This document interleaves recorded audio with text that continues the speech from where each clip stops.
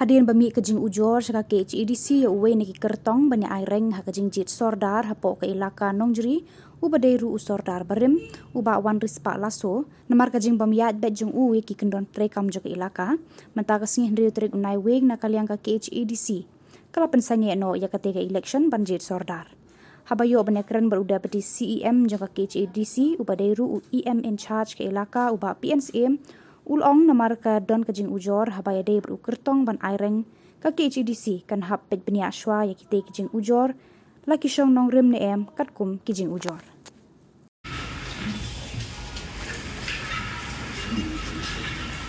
Ka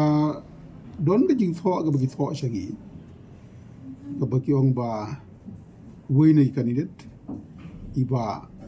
wan rispa laso iba along teng sordal jongka nongjiri ilaka kaba dhanda buram thani girai jong kadurba barkiwi ki kama po ka ilaka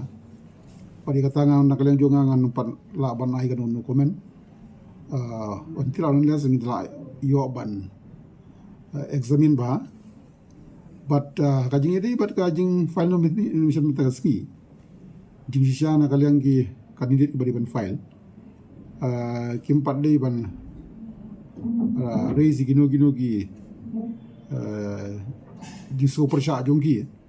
nomor ba kladon ka complain shangi ngin sa study ba gisong nia gisong norim gatno dan ngin sa rai accordingly nomor haga section Sao jongka appointment and succession of ship amendment act 1959 kadon ba returning officer la daw don kanung nu jing artatin bar jing bom shai hang ni hang tai pun pha syaga isi bakan chim ya kanu ka raikot te kadi tangkata katkum ka dei ka bagi praktis jing pensangya te kam arise ka election ni ladap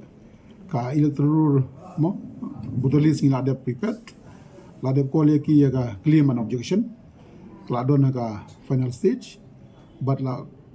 benar ya ban file nomination